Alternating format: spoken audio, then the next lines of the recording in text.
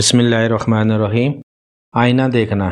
حضرت ابن سیرین رحمۃ اللہ علیہ نے فرمایا کہ خواب میں آئینہ دیکھنا ولایت اور مرتبہ ہے۔ اگر دیکھے کہ اس کے پاس آئینہ ہے یا کسی نے اس کو دیا ہے تو دلیل ہے کہ آئینہ کی بڑائی کے اندازے پر قدر اور مرتبہ ولایت اور نعمت پائے گا۔ اگر دیکھے کہ کسی کو آئینہ دیا ہے تو دلیل ہے کہ اپنا مال و متاع کسی کے سامنے پیش کرے گا، اور اگر دیکھے کہ چاندی کے شیشے میں نگاہ کرتا ہے تو دلیل ہے کہ اپنے مرتبے اور عزت کو نفرت کی نگاہ سے دیکھے گا،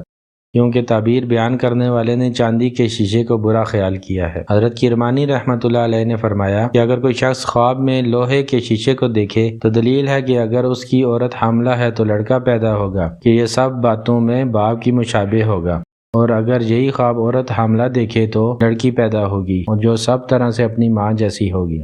اور اگر عورت حاملہ نہیں ہے تو دلیل ہے کہ اس کا شوہر اس کو طلاق دے کر دوسری عورت کرے گا اور وہ عورت دوسرا شوہر کرے گی، اور اگر لڑکا خواب میں شیشہ دیکھے تو دلیل ہے کہ اس کا اور بھائی پیدا ہوگا، اگر لڑکی نے شیشہ دیکھا ہے تو دلیل ہے کہ اس کی اور ہمشیرہ آئے گی،